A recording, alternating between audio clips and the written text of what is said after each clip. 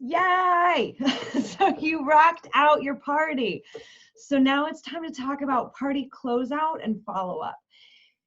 Here's the deal. You guys, don't take people's money and run. Like, that's not cool. I know a lot of consultants are afraid of being aggressive or too assertive or like being too in their like customer's business.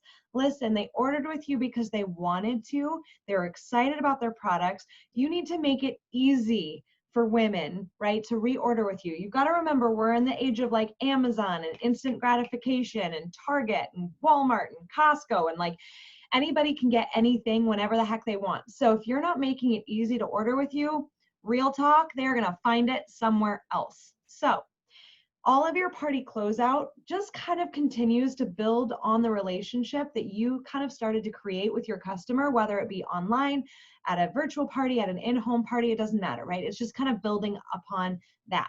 So what you do, you need your party trackers. So whether they're in-home, virtual, the closeout is actually the same. So once when your host is coaching, you booked your party, right? Your host is coached, so you filled this portion out.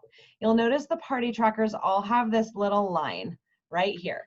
So after the party, what I do is I actually cut it right along that line. There's my hostess coaching documentation, which you can file if you want to. If I have paper order forms, what I do is I actually staple this to my paper order form. So as soon as the party's kind of done, staple it together and I file it, okay? For my in-home parties, you're gonna have all of your guests, they fill out, where is it at? They fill out a Connect card. So this has all of their information on it. So then what I do, when I'm doing my follow-up from my party, I take all of the customer Connect cards and I actually staple them to this. Then I file this in my customer Connect card box. So kind of my follow-up box. So order forms go with your kind of your hostess coaching tracking, and then your Connect cards go with this. The other thing that you can do, especially more so for virtual parties, is maybe print out the Google form for the party. And then again, same thing, staple it together, because this is going to be your trigger to follow up, stay in touch, and keep working on those women from that party. You never know, right? They might be party leads, they might want to join your team, and they're definitely, hopefully, going to be your customers for life. So I just want to run through what is actually on the, excuse me, God, I can't, I think videos make me nervous. Can I get the hiccups?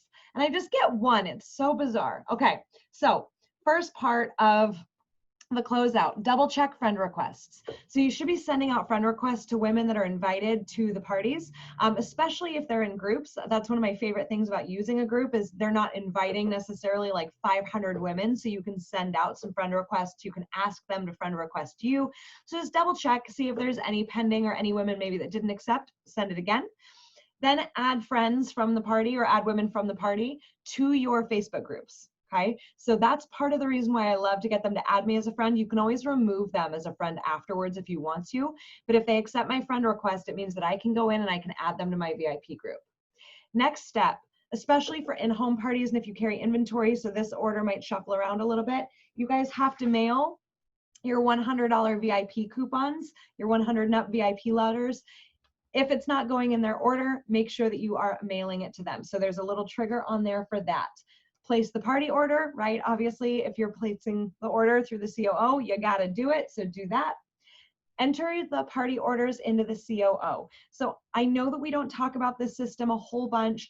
There are training videos on the COO, but you can actually input your customer data into the COO.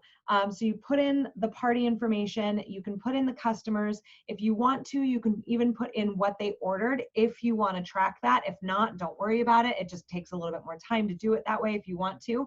But I do think it's important to put your customers' information in the COO, because then later, if you use the media center or send out a mass email, all of their information is in there. Your other option, if you're using Google Forms, right, is it save the Google Forms and then you can upload your customer data from your Google Forms as well. So update your PRIT and your booking trackers. We have separate videos on those. You guys, get that shit in the Prit. So the Prit is our party recap and insight tracker. That is going to give you all sorts of information about your business.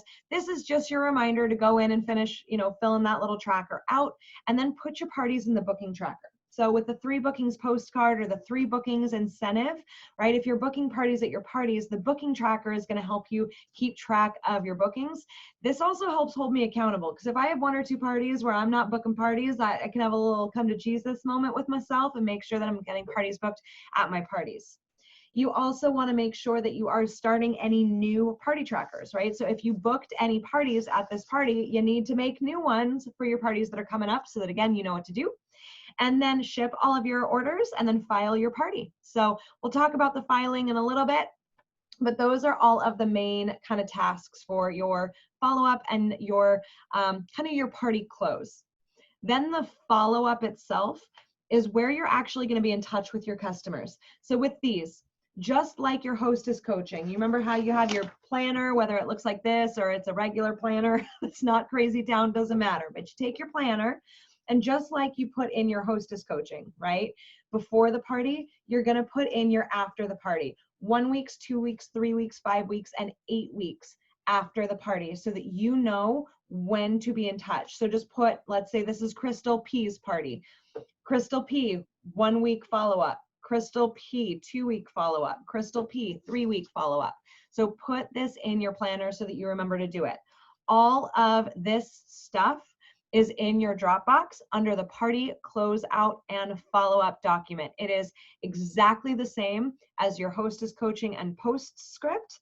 That is kind of your guide and your script for the top portion, and then the party close and follow-up is the guide for the after the party section.